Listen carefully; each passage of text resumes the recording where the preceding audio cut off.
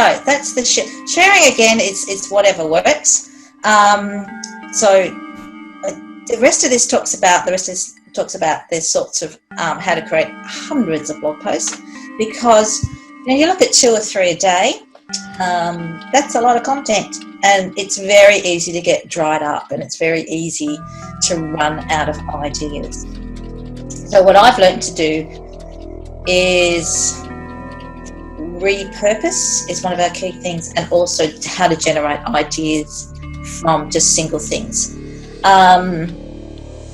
So I'll just, if Karim, are you happy for me to continue with this? Yep, absolutely. Keep going. Yeah, this is great stuff. I was going to actually ask about tags and more things and see how you're doing it. Yeah. What we probably might do, if everyone would like, is actually to sit down and format a blog post in WordPress and going through the different options available. But that's I probably need to set up a whole slide screen for that. So what I've got here, excuse me, is so my topic is your dog going grey from old age or stress? Okay. So this is one idea and it's one question. And this is an article I wrote because I have some very old dogs. And I read somewhere where obviously we all go grey from old age, but dogs in particular will go grey very earlier in life from stress. So my target is obviously dog owners who have older dogs, and that would be from 8 years and up. My first paragraph, using the target keywords, would be further to explain the title in 50 words. So it's rewording the title. It's talking to the audience, saying, have you noticed that your dog's going a bit grey? Is your dog only about 4 or 5 years old? Do you think it could be, do you think it could be stress? Is it your dog's not old enough to show grey hair, but this is another issue. The second paragraph, I define one aspect of the title. So I might look at what age dogs should go grey. The third paragraph is I might define another part of the title for about, I've just written 125 words, and just to give you an idea, nothing of course is set in concrete. I might talk about stress, or I might get to that point. Well, is it stress? What is stress to a dog? Having trained as a canine behaviourist, I've trained a lot of dogs, and people are always surprised about what small things to us they seem incidental and insignificant, but to a dog they can be very stressful.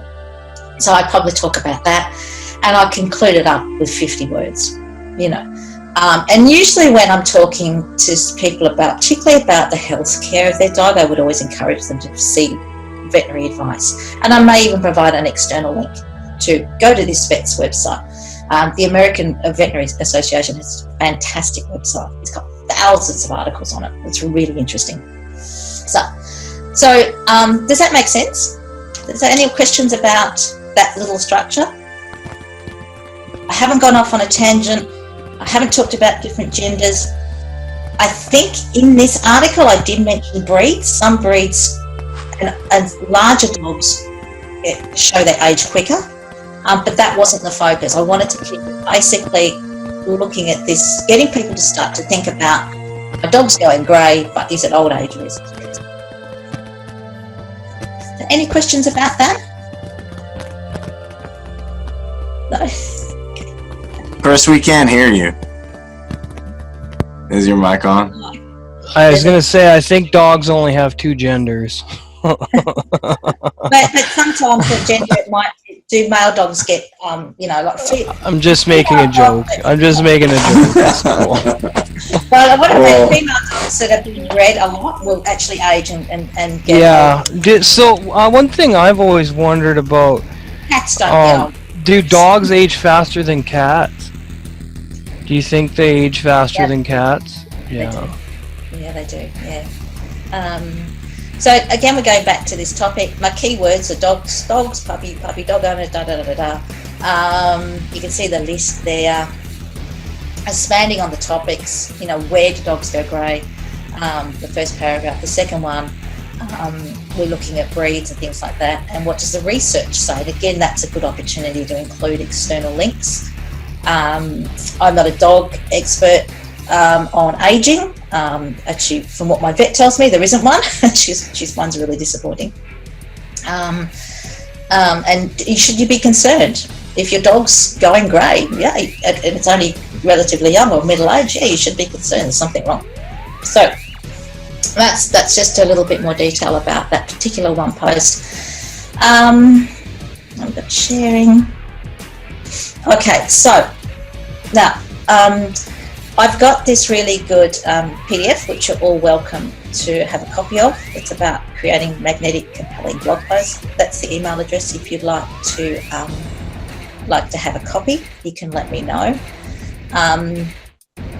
So that's about the conclusion of the presentation as such.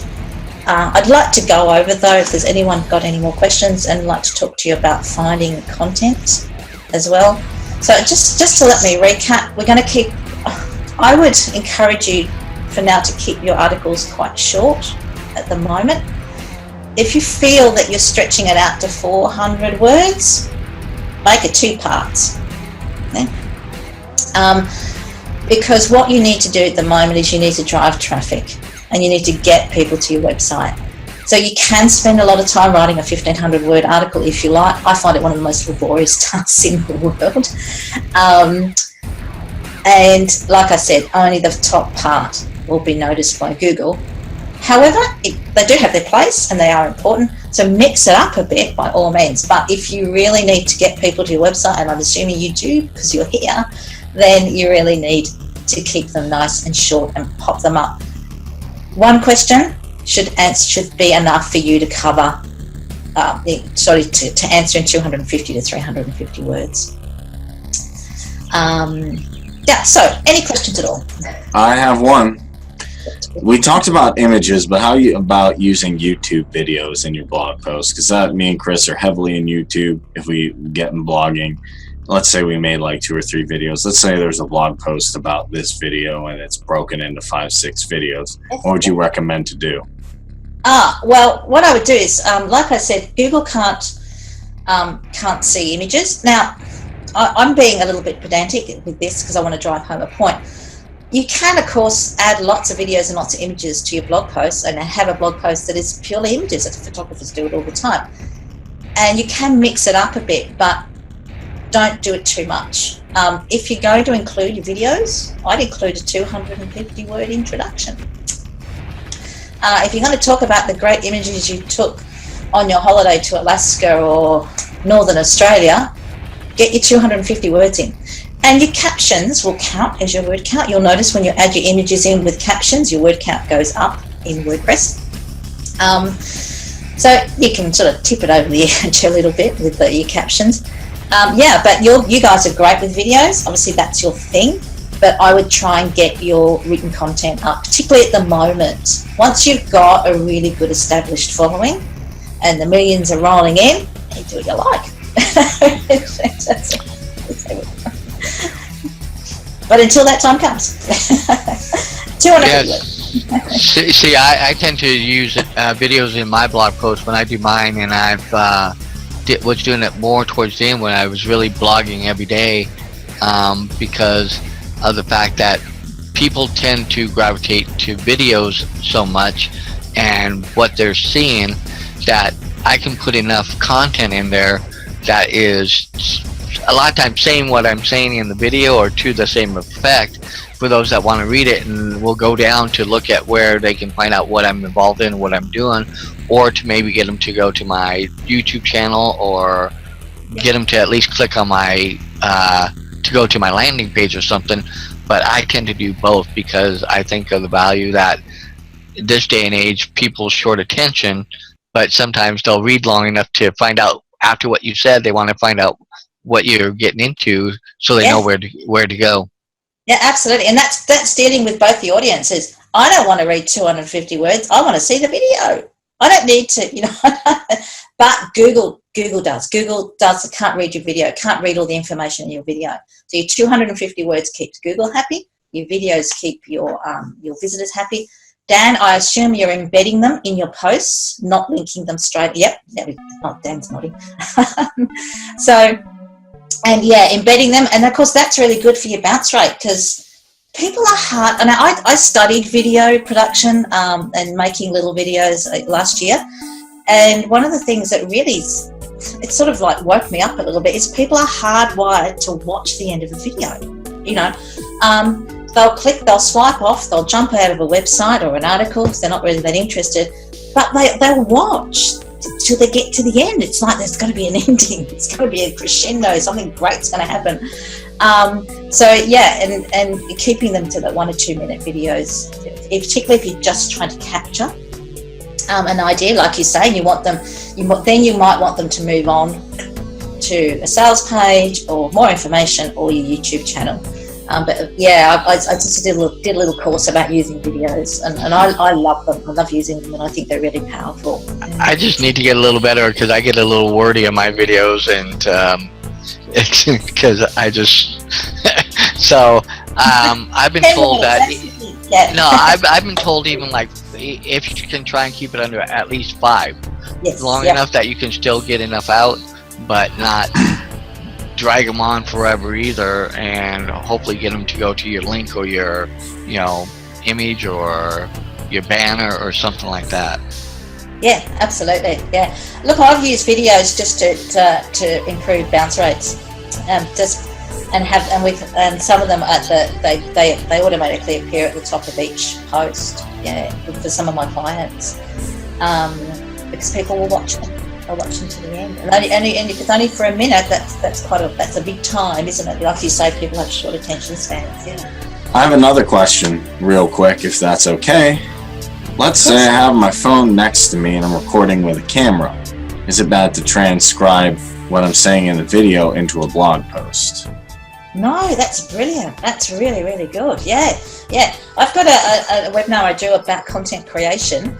And I take I do a mind map, and one of those is pulling out a video. Yeah, I think that's really, really important. And then you can work on podcasts as well, things like that. Yeah. Well, that transcription can also be part of, you know, I think if you break it down, you can make it part of your blog post and keep, you know, so then you got your words and stuff and things like that, and fill in with your keywords to kind of highlight that, and, you know, make it a little more entertaining in the post. But I think that's another good way of having that help. Absolutely. Yeah, it's a great idea. Yeah, very good. Yeah, it all helps.